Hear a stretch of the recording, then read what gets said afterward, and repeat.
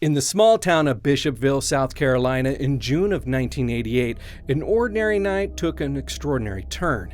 It was 2 a.m. and 17-year-old Christopher Davis had to pull his car over to fix a flat tire. While fixing the tire, he heard strange noises coming in from all around him from the darkness. It was a sound like no other, a mixture of hissing and scratching. It sent shivers down his spine. Looking around concerned, he fixed his tire as fast as he possibly could. He just finished changing out the tire and threw the tools into his trunk when he noticed the sound get suddenly louder behind him. He turned around and that's when he saw it. An otherworldly tall creature, scaly green skin and piercing red eyes. It stood on two legs and started to run towards him. Startled and terrified, Christopher got back in the car. He hit the gas, attempting to escape the bizarre creature. But the creature leapt onto the roof of his car, crawling and hissing. Christopher swerved side to side, trying to shake off his assailant as it pounded and scratched the roof of his car. Miraculously, he managed to dislodge the creature. Christopher then sped home, his heart pounding, and immediately told his family about the bizarre encounter. He described the creature as tall, with green scales, and noted that it had 3 finger-like claws. Mysterious scratch marks on Christopher's car and a series of bizarre bite marks on the vehicle seemed to support his incredible story. He was so upset and in shock that his parents had to call the police department. In the days and weeks that followed, news of Christopher Davis's encounter spread like wildfire. The local authorities were baffled, and the local sheriff gave Davis a lie detector test, and he passed. So what did Christopher Davis tell the authorities that he saw that very night? You guessed it, a lizard man.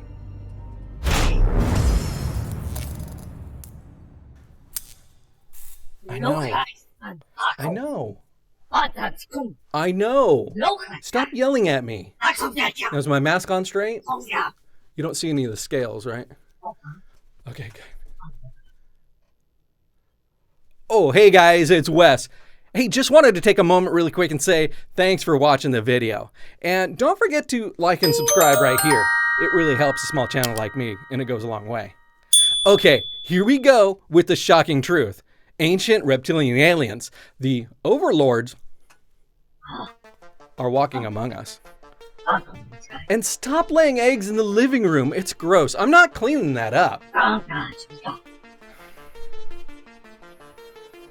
Around the world, there are thousands of sightings, documented cases where people have encountered lizard-like beings. They stand upright on 2 legs, have scaly green skin, tall with sharp teeth, red eyes, and possible shape-shifting traits. There are statues depicting lizard-like beings from history, half human, half lizard, and writings and texts, including the Bible and the Quran. There's so much evidence of lizard-like people from history to current day that it may not just be all folklore.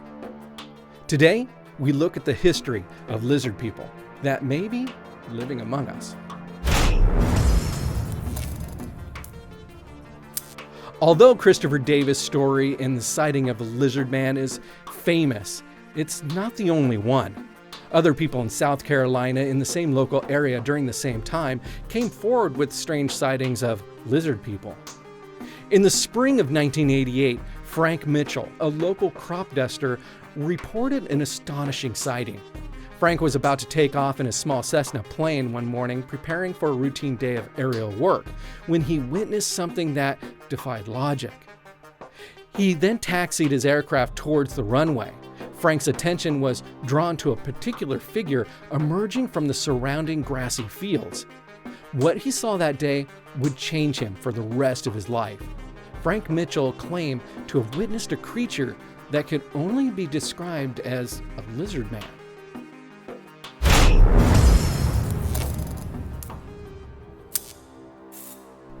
This lizard man, according to Frank, was unlike anything he'd ever seen before. It stood upright on 2 legs, had green scaly skin, and possessed those unmistakable piercing red eyes that seemed to be the hallmark of a mysterious entity. Frank watched it in disbelief as the creature crossed the runway, its long claws and fingers reaching out to touch the dew-covered grass. For Frank, this wasn't just a brief, blurry encounter.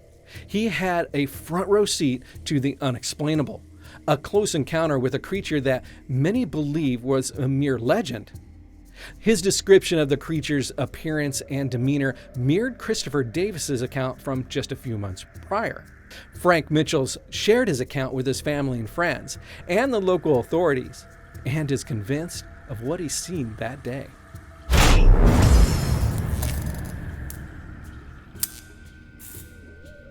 And then there was Bertha Blyers and her 5 children. They were driving near the same swamp where previous sightings have occurred. It was seemingly an ordinary day, and they were simply going about their business when suddenly they came face to face with the unimaginable. In a scenario reminiscent of a horror movie, the Blyers family claimed that they had a near miss with the car with a creature that can only be described as a lizard-like human standing on 2 legs. This encounter sent their hearts racing and left them in a state of shock. According to their accounts, the creature stood on 2 legs, very tall, had scaly greenish-brown skin, and those eerie, glowing red eyes that had become synonymous with other sightings. What makes this encounter particularly compelling is that it occurred in the same vicinity as the previous sightings, and Bertha Blyers and her children had no prior knowledge of the lizard man reports in the area recently, making her testimony all the more intriguing. The Blyers family account echoed the descriptions provided by earlier eyewitnesses, such as Christopher Davis and Frank Mitchell. 3 separate people on 3 separate occasions. The lizard man, it seems, was not content in remaining a mere figment of imagination. It was making its presence known, forcing ordinary people like Davis, Mitchell, and the Blyers family to confront the unexplainable. Could there possibly be another species of life or something we're not aware of living in the swamps of South Carolina?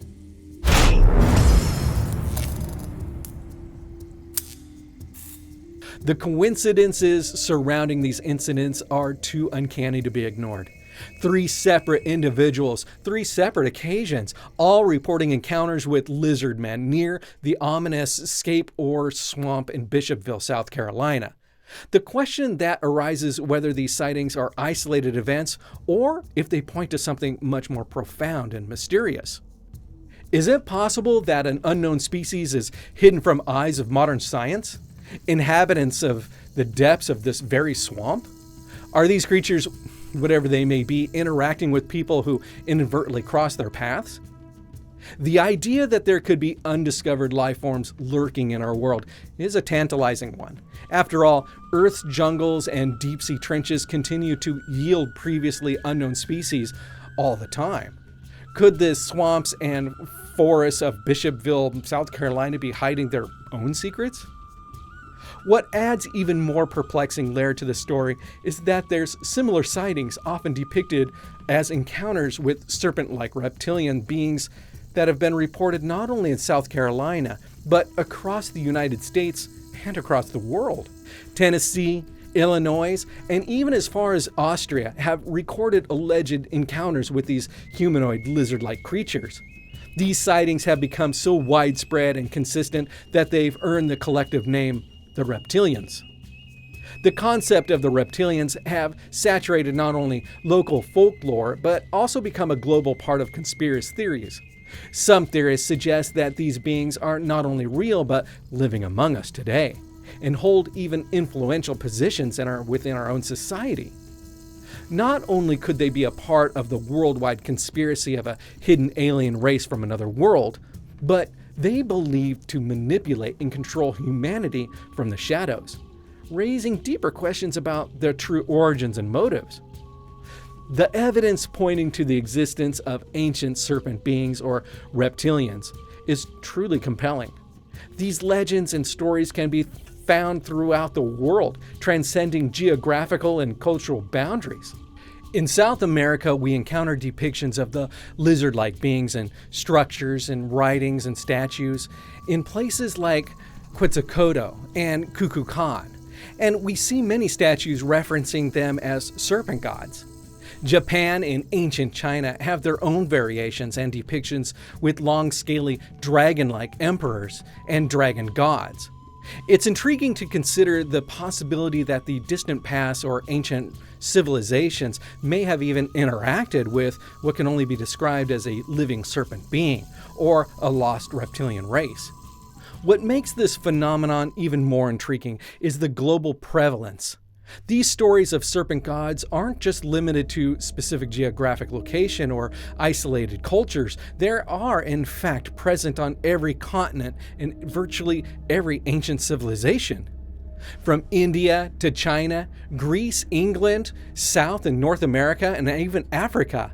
These references to serpent-like beings or reptilian creatures descending from the sky are consistent and pervasive. This is surely not a figment of our imagination and certainly not coincidence. Could these tales be rooted in actual encounters between ancient humans and reptilian race, possibly be extraterrestrial in origin? This possibility challenges our understanding of history and raises profound questions about the nature of these beings and their influence on human civilization.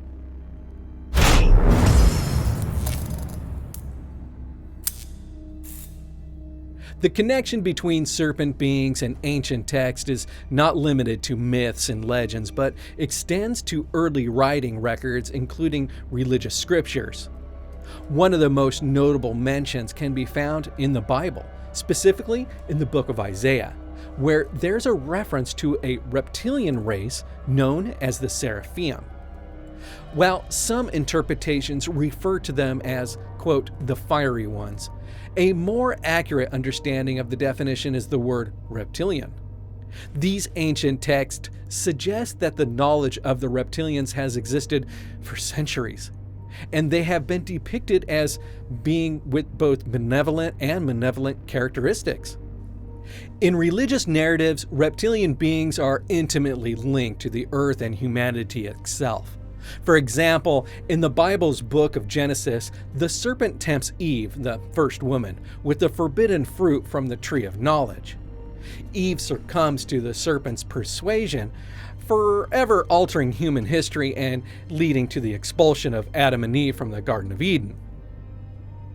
Although there's many other versions of the Adam and Eve story, we'll stick with this one for now. But we'll get more in depth later and save that one for another video. The serpent is also punished, condemned to slither upon the ground as a punishment for defying God's will. What's particularly intriguing is an ancient legend that suggests that the serpent, prior to its punishment, was originally a humanoid character. The serpent is referred to as Nahash, and is said to be one of a large race of reptilian beings that served God. That means that there were many others. The narrative bears the uncanny resemblance to the modern descriptions of reptilian lizard-like beings. The parallels between the ancient religious texts and modern encounters with reptilians raise profound questions about the nature of these beings and their roles in humanity and history. Could there be a deeper connection between the legends of the Seraphim and the contemporary reports of the reptilian encounters?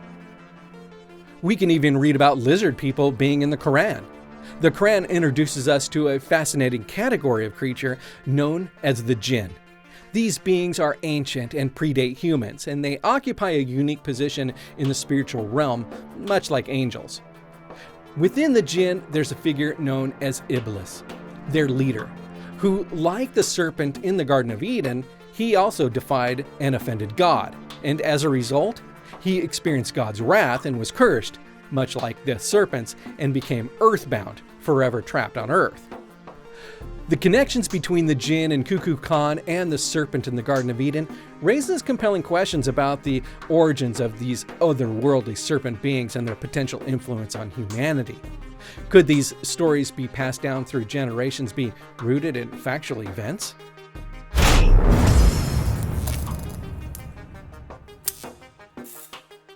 One possibility that has intrigued researchers and conspiracy theorists alike is the idea that these entities might be extraterrestrial in origin. Could they be alien creatures from another planet, visiting Earth in ancient times and leaving behind a legacy of myths and legends? This notion aligns with reptilian theory, which poses that the advanced beings from other worlds interacted with early humans, shaping our history and our religious beliefs. Another intriguing possibility is that these serpent beings are not extraterrestrial, but rather a hidden civilization right here under our feet. This idea suggests that these existed alongside humans, hidden in remote, inaccessible places or even subterranean realms, interacting with humanity throughout the ages. But one story really intrigues me: the legend of the lizard people and their subterranean adobe beneath the city of Los Angeles. It stands out as a particularly strange chapter in our journey. You see, in January 1934, when the Los Angeles Times published an article called "Lizard People Catacombs City Hunted," at the center of this astonishing story is G. Warren Shufelt, a mining engineer known for inventing a device he called the radio X-ray, primarily designed for gold mining. However, Schufelt's invention led him on a very different expedition, one into the depths underneath the city of Los Angeles. You see, Shufelt believed that beneath the bustling streets of downtown Los Angeles lied a maze of tunnels and large carved-out chambers, and he was determined to excavate them. His motivation came from an unusual source, a Hopi medicine man that he'd met earlier. This Hopi medicine man, who was an elder and shaped a legend before him about some lizard people who, according to lore, sought refuge underneath the ground for some 5,000 years prior because of a meteor shower. They supposedly dug these extensive tunnels to create an underground civilization. According to Shufelt, one of these tunnel networks extended right underneath Los Angeles. On Schufelt's map of the underground labyrinth, caves, and rooms, an entire area that's said to house over 1,000 reptilian families. And then he also marked 16 spots where it was believed to detected gold deposits. And in an intriguing twist, the city council granted him permission, no doubt tantalized by the promise of potential treasure hidden beneath their feet. Schufelt's ambitious endeavor involved digging a 250-foot shaft straight down, in search of the rumored tunnel system, all under the agreement that he would share any gold, 50% of the treasure, with the city of Los Angeles. The story of his quest for the lizard people underground domain gained significant attention, even drawing the Los Angeles Times into its web of curiosity. However, despite a month of diligent excavation, Schufelt's team did not reach any tunnel system, and then they ran out of funds, and they had to abandon the search. Nevertheless, the legend persisted, captivating the imaginations to this very day. Is it possible that an advanced race of lizard people once lived underneath Los Angeles? Could there be any truth to the stories of underground civilizations possibly being inhabited by reptilian extraterrestrials?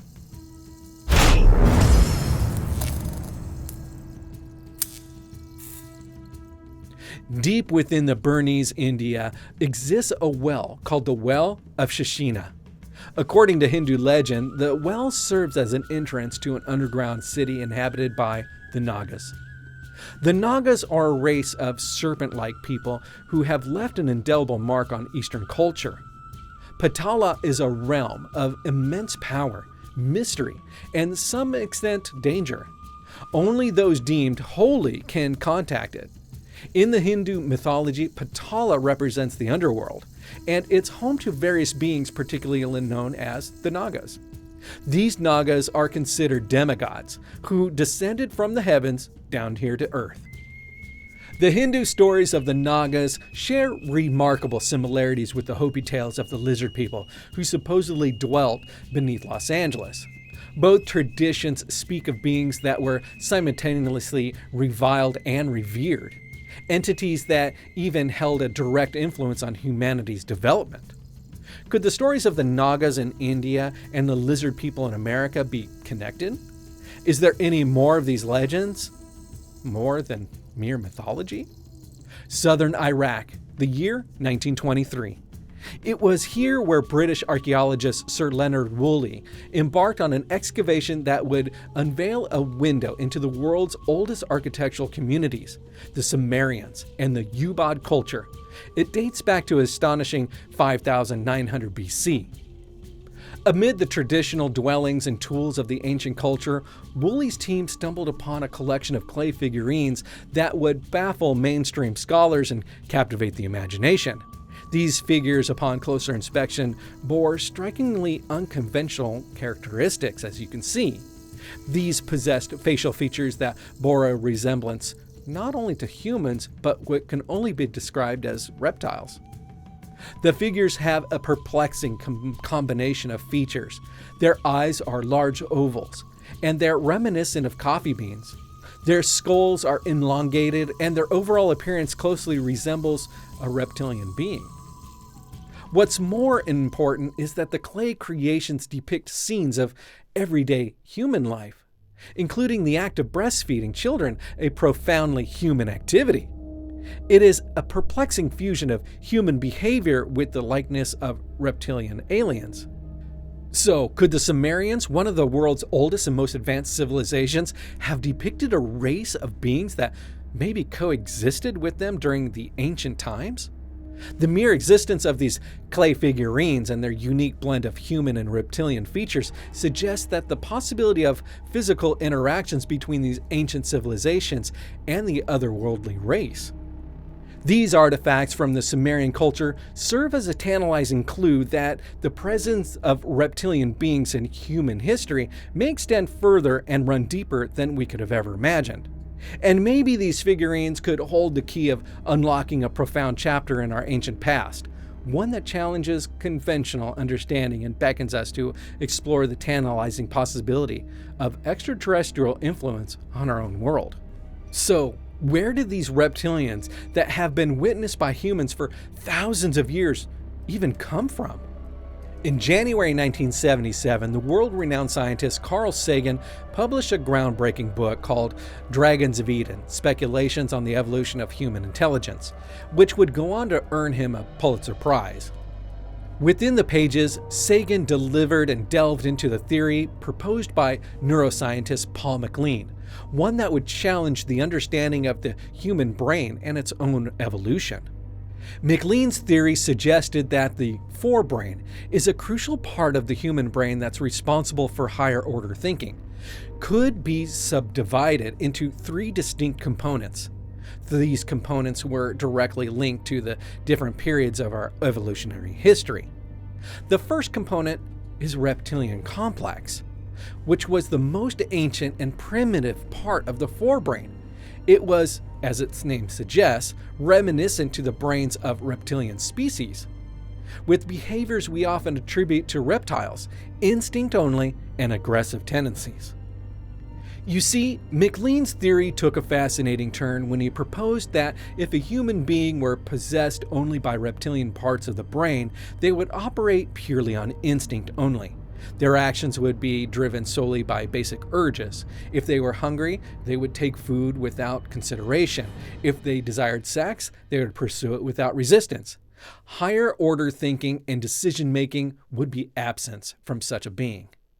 So you see, Carl Sagan recognized the profound implications of MacLean's theory, particularly in the modern world marked by conflict, war, and the government's appealing to primal instinct and fears.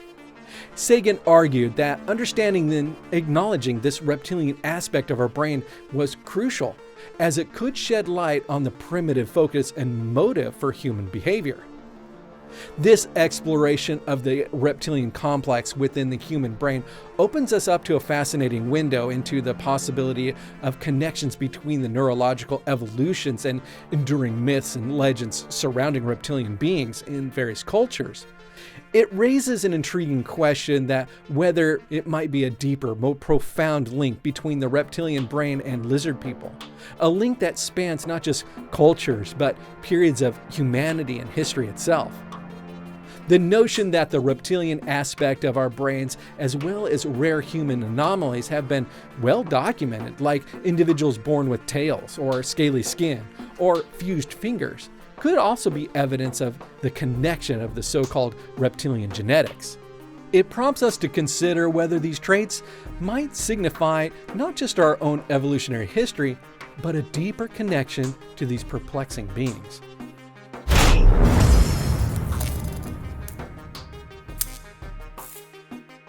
In December 1945, in Nag Hammadi, Egypt, a farmer stumbled upon a sealed earthenware jar containing 13 leather-bound papyrus books.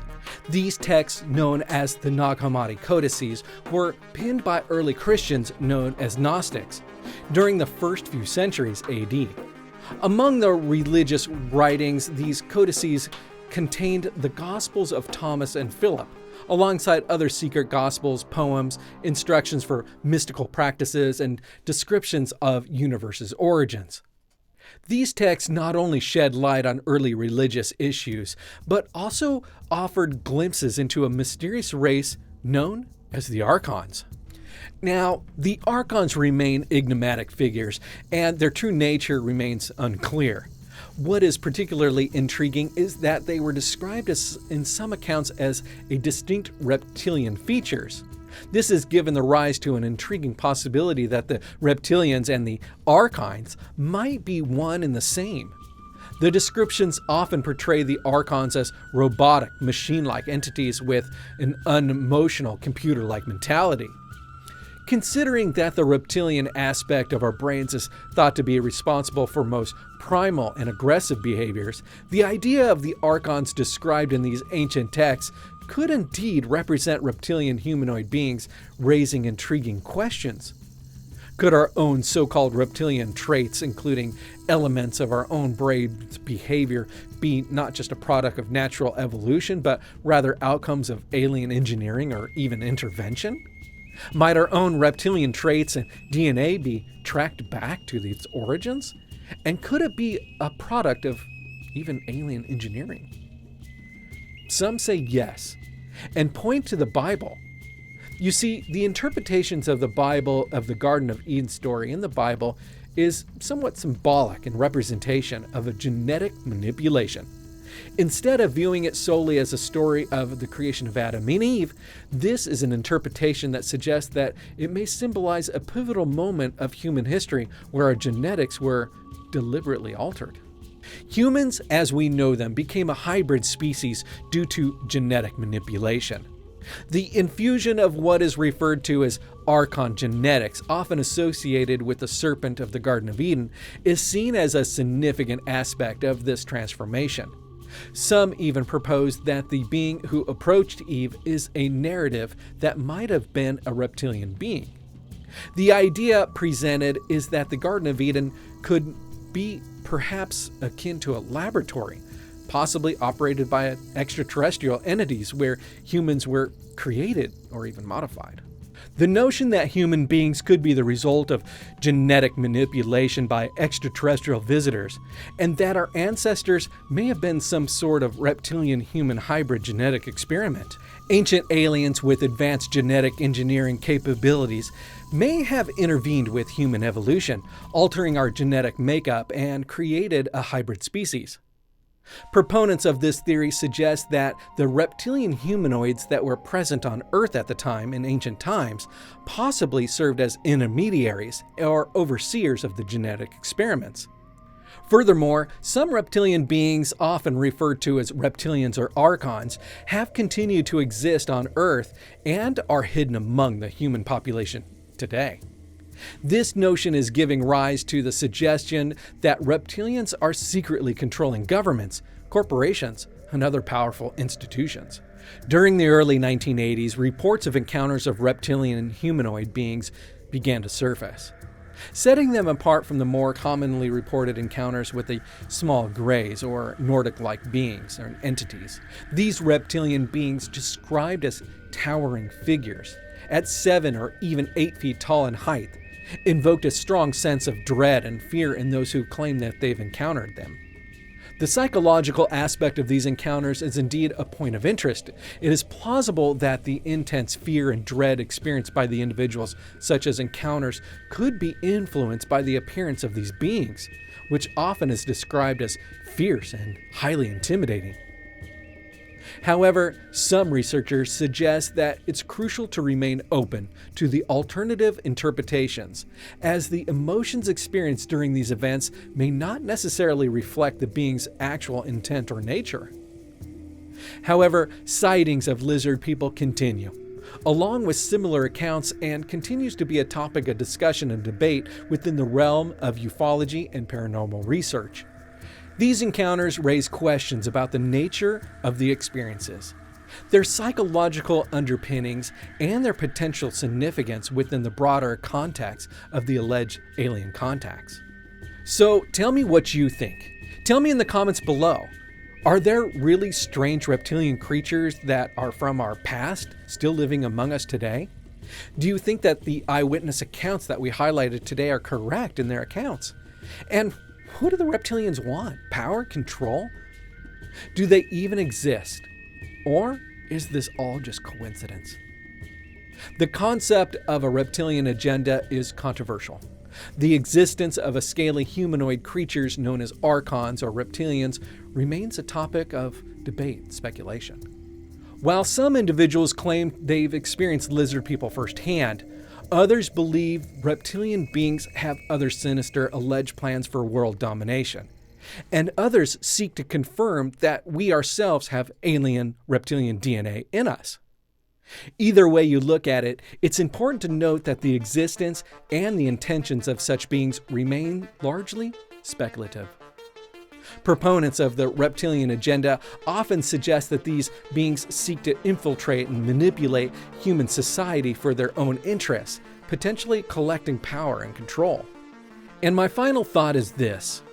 It is fascinating and factual that throughout history we see the ongoing theme of these reptilian beings being portrayed in paintings, in statues and writings, and even in our own religions. Not just one religion, all religions, found all over the world, and how reptilians are represented so consistently all over the place. As we continue to explore mysteries of our universe and the possibility of extraterrestrial life, these questions of whether reptilian beings are real or if they harbor sinister intentions remains unanswered. Ultimately, the truth about archons and reptilians, if they exist at all, remains a mystery yet to be revealed. So next time you look at someone's eyes, ask yourself, could they be one of them?